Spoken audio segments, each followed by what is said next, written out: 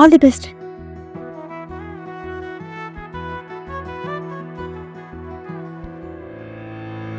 காயு, நீ ஸ்ட்ராங்காக இருக்கணும், ஹாப்பியாக இருக்கணும், எப்பயுமே ஸ்மைல் பண்ணிகிட்டே இருக்கணும், சரியா?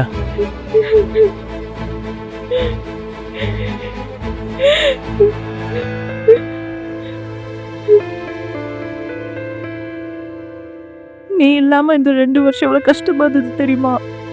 நீ ஸ்மைல் பண்ணிகிட்டே இருக்கணும், சரியா?